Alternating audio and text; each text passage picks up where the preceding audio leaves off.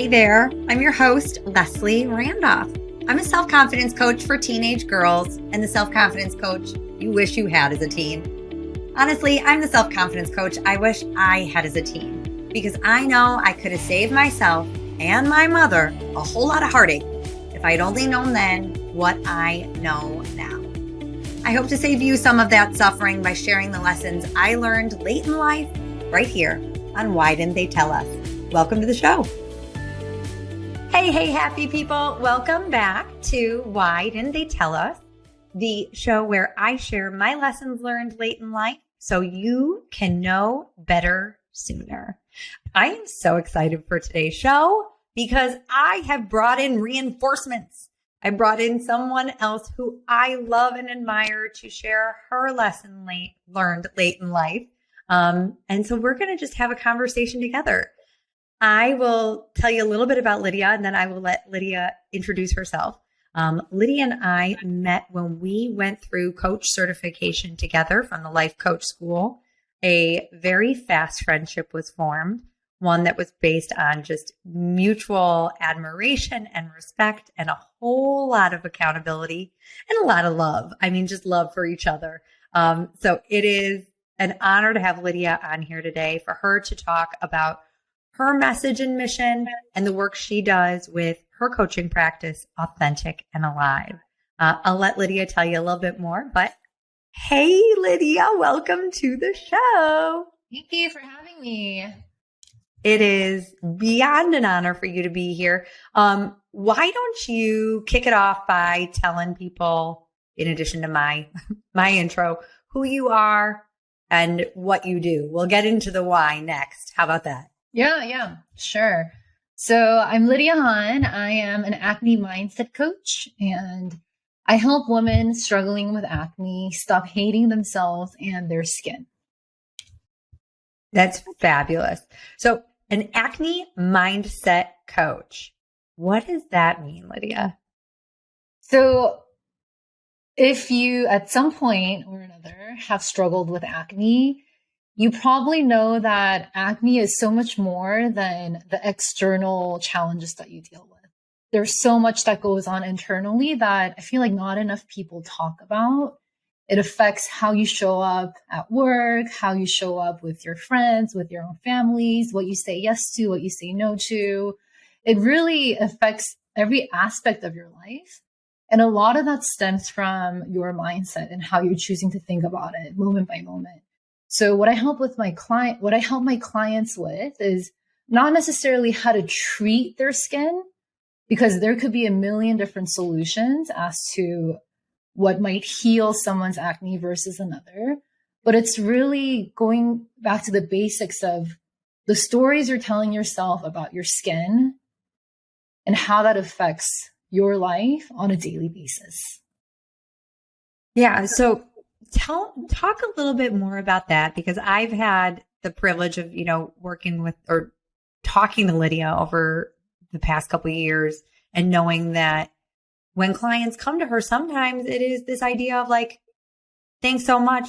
How can my acne get better? Right? Like they come to you for the solution, but that's not the solution that you help them find, correct? That's right. Because I have no idea what's going to work for you, right? I'm not a dermatologist. I'm not an esthetician. Of course, I can share with you what worked for me. But I think, so one thing that I often share with my clients when they ask me, but how did you clear it? I tell them very honestly that that's the wrong question to be asking, because it's not about the how. It's about who you have to become in the process to clear your skin. We can dig into that a little bit deeper as we further the discussion. Yeah. So I'm sure the who you have to become speaks to your story and kind of the why behind Authentic and Alive. So do you want to tell everyone about that? Like how you got to where you are helping other women with their acne mindset? Yeah, absolutely. I would say the lowest point in my life to date was in my 20s when I struggled with severe cystic acne. I had a bad reaction to coconut oil, and at one point, almost every single pore on my face was inflamed with acne. And every single day, it felt like I was at war with my skin and with myself. And I really just hated the reflection of my own self in the mirror. So I would either cover up all the mirrors in the house because I couldn't even bear to look at myself, or I would go the opposite extreme of checking the mirror 100,000 times a day to see if it got any better. And I would cancel all my plans with friends. I took a leave of absence from work. I barely showed myself to my family members. I only left the house for 10 minutes a day because it just felt so hard to even leave my comfort zone. And I felt like that was the only way to live at the time until my skin cleared up. But after a while, I realized that was a horrible way to live my life. And I can wait to live my life once my skin clears up, or I can choose to live my life in a way that I wanted to, even if it was uncomfortable, even if it required more courage and vulnerability from me. And I know there's other people who are struggling with this same exact thing right now. And I want to show them that it's possible for them to live the life of their dreams right now too, instead of waiting for that moment to happen once their skin is perfect. So that's why I do what I do. Wow. So thanks for sharing that, because that speaks to the lesson learned late in life of not waiting until or as soon as. I talk about that a lot of, a lot of clients that we talk to feel like, well, I'll be happy as soon as I get this, or I'll feel confident as soon as my body looks a certain way, or I'll love myself once my skin looks a certain way. But that idea that you can find that love and that confidence and that worth within, regardless of. And do you find, like, are your clients receptive to that? When you talk to them about, like, you can love yourself now, you can feel confident now, what do they say when you say that to them? Yeah. So I actually don't say that to them up front, because I know that going from 0 to 100 can feel like too big of a jump. If right now they're hating the reflection of themselves in the mirror, they're not going to all of a sudden believe that actually I'm beautiful and I can live my life in the way too. It takes work to get there, right? So what we do initially is to aim for neutrality, not shouting mantras in the mirror like I'm beautiful and I love myself, but starting to be more okay with what currently is, right? So they don't have to feel positive about their acne. And I know that can feel impossible because it didn't feel possible for me at the time either. But I was able to learn how to feel more neutral about it, meaning even if I have acne, I can still go out and see a friend. I don't have to love the acne on my face to do that, right? So it's aiming for neutrality, where they can start to feel a bit more neutral, maybe even more compassionate about where they're currently at on their journey, and eventually working our way up towards believing that it's actually possible that they can be beautiful and that they can love themselves as well. Mm-hmm.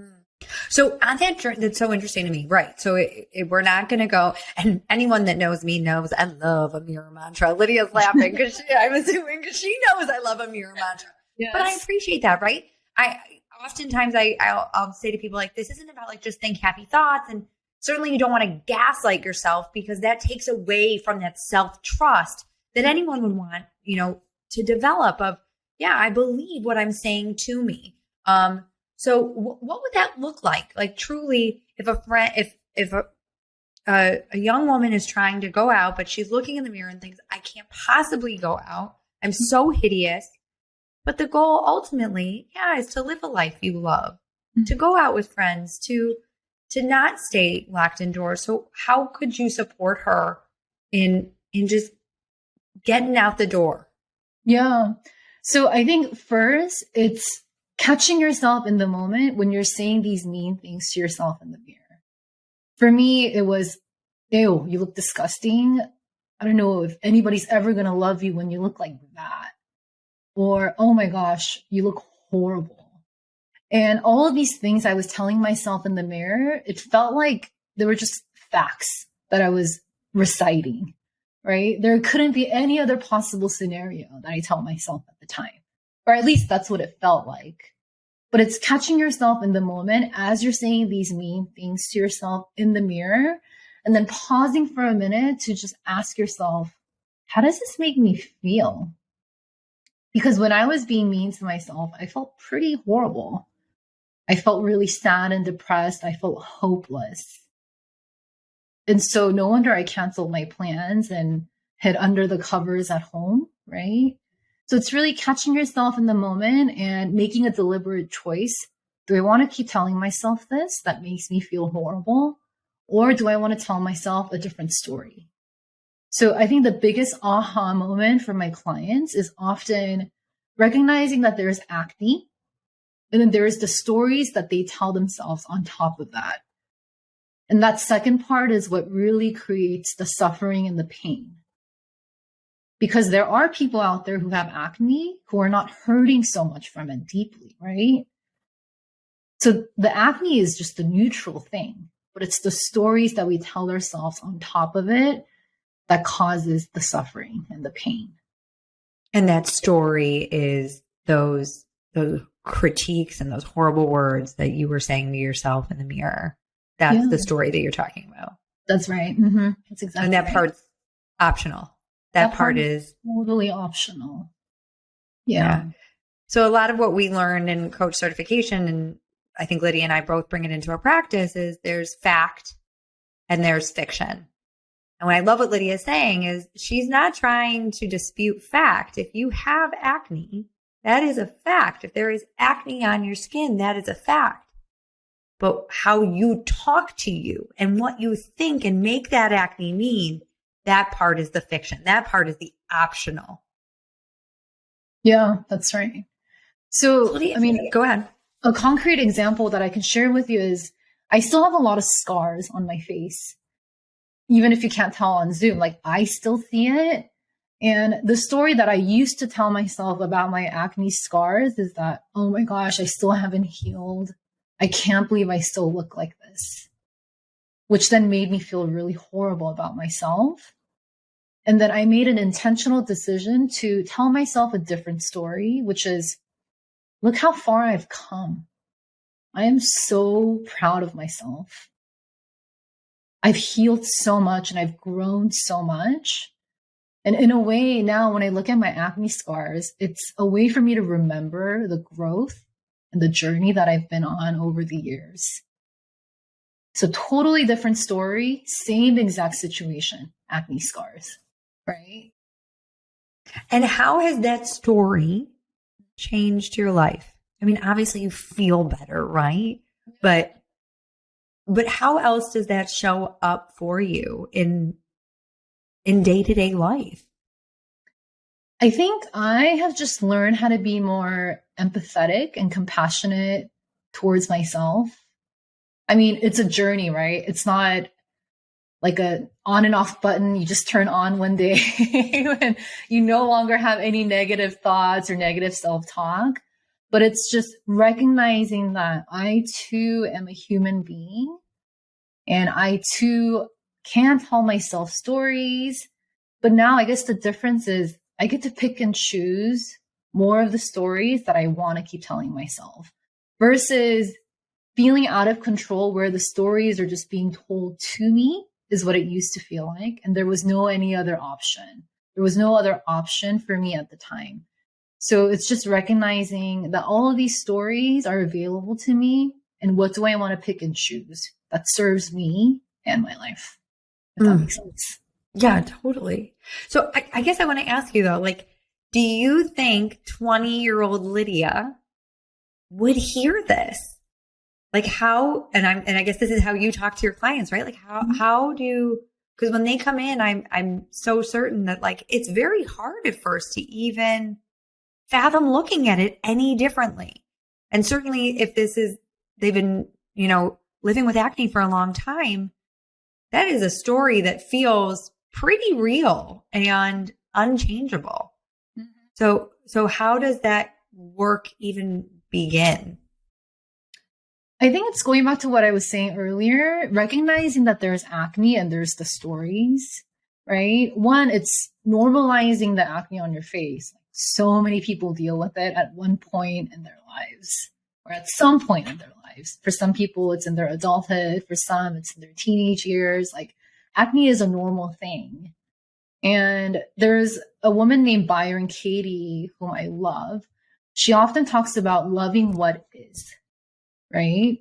It's like when you're sitting in traffic, you can love what is, or you can try to fight it and resist it and try to, do whatever you can to get out of it, but traffic's still going to be there. The same is true for your skin. When you're dealing with acne, acne is there. And of course, you can seek out the treatments, you can change your pillowcase every night, you can eat the cleanest meals and do all the right things. But sometimes it's not going to heal in the way that you want it to and how quickly you want it to. Sometimes it takes time. So it's really just taking the choice or taking control back into your hands with what you have control over, which is not how quickly your skin is going to heal, but how you want to show up as you're going through the healing journey itself. I love that. And I love it. Like, that is why it's an acne mindset coach. It's not an acne coach or a cleanser coach. That's not Lydia. Yeah. It's that you learn to love yourself and to be kind and compassionate to yourself while you have acne, while this is a reality. So you learned this lesson of self-love and self-compassion later in life. But how has your life changed? Well, I guess you spoke about that a little bit, but you can look in the mirror today and see the scars and focus on what you have accomplished versus you just focus on the story you want to tell. Yeah. And I think in another way, in terms of how it's affected my life today, going back to how I became more empathetic and compassionate towards myself, is noticing how important my own self-talk is just in general in life. Not just about my skin, but I now catch myself when I'm saying a lot of should things, like I should just suck it up, or I should just do this. I shouldn't feel this way. Like a lot of should thoughts still creep in, but it's me noticing them, right? I think there's a huge difference between letting those thoughts just play in the background or catching ourselves mid-thought and then choosing, do I want to think it or do I not? I think that's been one of the biggest differences as well. Yeah, that's awesome. That creepy should can certainly make you feel not so good. So catching yourself in the moment, that's a very practical tip of just like tuning into that inner dialogue and that self-talk and just lovingly catching yourself and be like, this doesn't feel great. Do I want to keep choosing it? What other suggestions would you offer someone listening right now that might be living with acne? Any tips you have for how they can, even just by listening to this podcast, start changing the way that they think about it or start, improving their mindset while living with acne? I would say start out by catching the first thought that comes to mind when you look in the mirror. As soon as you look in the mirror, there's going to be some thought that creeps in. And it might take a minute for you to actually catch what that thought is, because so many of us live our lives without paying attention to how we're thinking about things, right? It's not a muscle that we often practice until we're taught how to do it or to look out for it. So when you look in the mirror, I want you to catch one sneaky thought that's going to be creeping in the back of your mind. It can be something mean, like I used to tell myself, like, you look disgusting, you look horrible, whatever it is. catch that thought. And when you catch it, ask yourself, how does it feel to be thinking this thought? And then you really sit with that feeling for a minute. I used to feel pretty horrible about myself when I thought those things. And then just remember that you don't have to tell yourself that story. So step 1, catching it. Step 2, figuring out how that makes you feel. Step 3, remembering that you don't have to tell yourself that. So it's remembering that you have a choice. And then if you want to take the next step after that, is to stop telling yourself that story and tell yourself something different. I want to bring back, as this is so good, Lydia. I want to just go back to something that you said at the beginning, because I think that that's part of it. So you look in the mirror, and when default is like, ugh, you look terrible, just catching yourself, feeling the feeling. But if our listeners are going to go a step further and choose to believe something different, what is then kind of like that baby step they can take, that neutrality talk that they can tell themselves, just as an example, and they can just try it on? Because obviously one belief is not a one size fits all here, but you know, is there something that you can offer of like, just try this on? If it's not, I'm beautiful or I love my skin, what could it be? Yeah. First of all, I love that you mentioned baby steps, because that's exactly what you need to first practice, right? It's going back to what I was saying earlier. Don't go from 0 to 100. Take the baby steps where you can choose a thought that feels believable right in this moment. So I love that you said that.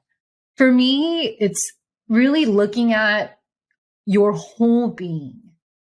So I remember one of the questions that was in your questionnaire for a talk today was, what would you tell your teenage self, right?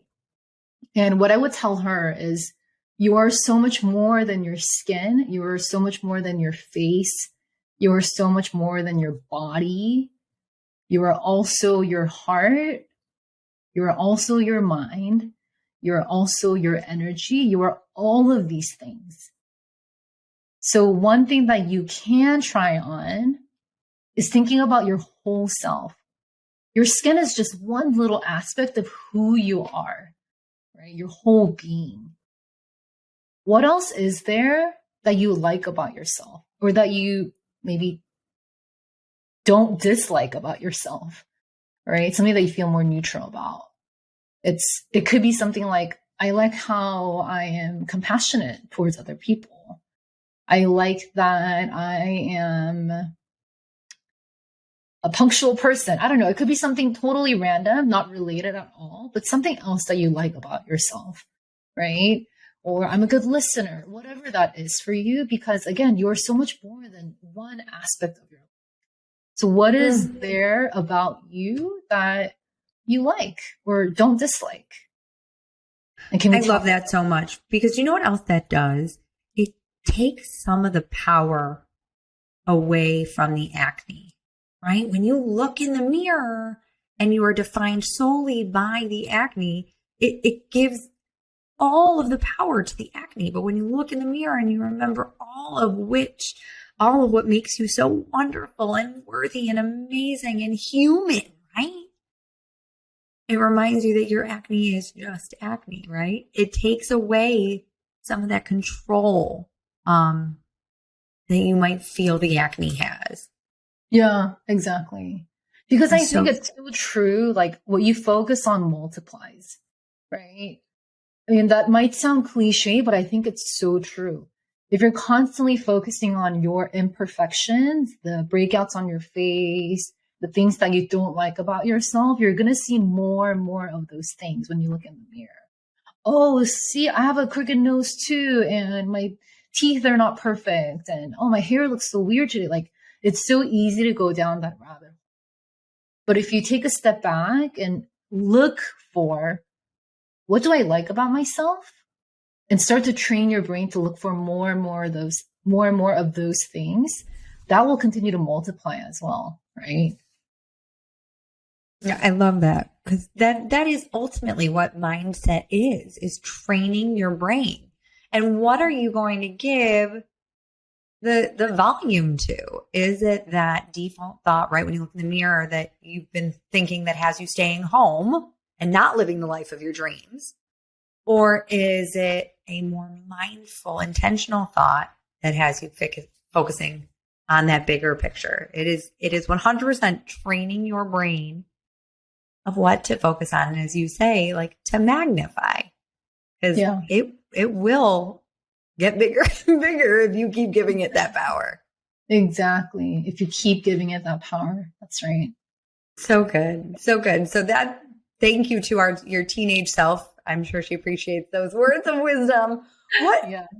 What else should our listeners know or consider if they are living with acne right now and want to start changing that relationship with themselves and with their acne? It's like you read my mind, Leslie. I was going to say your relationship with yourself affects everything. Your relationship with other people, your relationship with school or your work, your relationship with, everything really, social media, the likes, like all of that, right? Because if you have a healthy relationship with yourself and you love yourself and you really feel that every single day, then you won't obsess over the likes on social media or getting the external validation from somebody that you like or from your job or from, these external sources, because you know where you stand. You know that you're lovable and that you are worthy. But if your relationship with yourself is rocky or is unhealthy, then you're going to continue to outsource those feelings to other people and to other things in your life.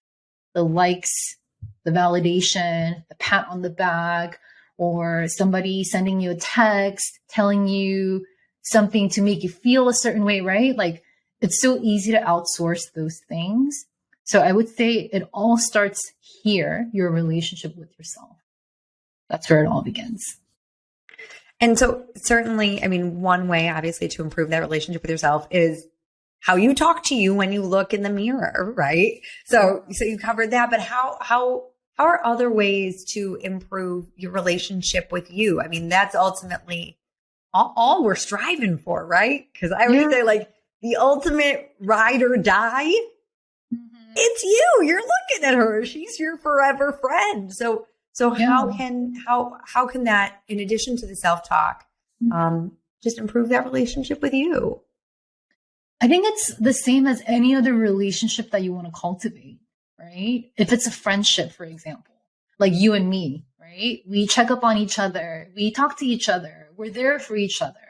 We support each other. We encourage each other on the good days and the bad days, right? It's unconditional in a way. And I think the same needs to be applied with our relationships with ourselves too. Do you make time for you? Do you beat yourself up when something doesn't go your way? Do you, right? In addition to how you talk to yourself, that is, right? Like how much time and energy are you giving for yourself? Are you investing in yourself? Like all those things. So I don't think there is a one size fits all solution in terms of these are the things you should do to improve your relationship. But think about a relationship that you value in your life, whether it's a friend, a partner, a sibling, like whomever. And ask yourself, how do I invest my time and energy in this relationship that I can also bring back inwards to me? And how can I be that person for me as well? Right. Love it. Well, you're that person for me. So I'm forever thankful to you. Same. I love this. And so why didn't they tell us that we could love ourselves no matter what our skin looks like? Why didn't they tell us that we could love ourselves with acne? Why didn't they tell us we didn't have to wait till our skin cleared up to live the life of our dreams? So good, Lydia. Anything else that you want to make sure we cover before we sign off? So this was awesome. And I'm so appreciative of you sharing this wonderful wisdom on why didn't they tell us? Any final lessons learned that you want to share? I think we covered everything. No, I can't think of anything else. I can. Where can teenagers, young women, or listen, the same way I said on episode 1, this is for teenage girls and the teenage girl that still exists in you. No doubt some of those, I'm going to do air quotes, acne scars still exist on many 20, 30, 40, 50-year-old women because it is a mindset, right? Notice how even when the skin clears up, if you don't do that work of self-love and self-confidence and self-compassion, you could look in the mirror and see a completely clean face, right? And still have some of those old thoughts and those old stories.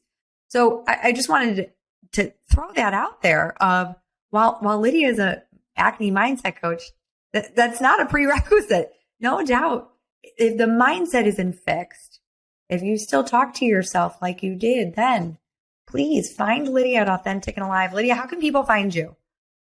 Yeah, they can find me on Instagram at Authentic and Alive or at authenticandalive.com, my website. Fabulous. Well, Lydia, thank you so much. Thank you for reminding us that we can love ourselves no matter what we look like and whatever skin we are in. So I appreciate you being here. Thank you so much for having me. All right, my friends. Till next time, be good to you, and we will talk again soon. Love what you hear? Well, I'd love to hear from you. You can find me at confidencecoachforgirls.com. That's confidencecoachforgirls.com. Or email me at lesliethelifecoach@gmail.com. That's lesliethelifecoach@gmail.com. Hope to hear from you.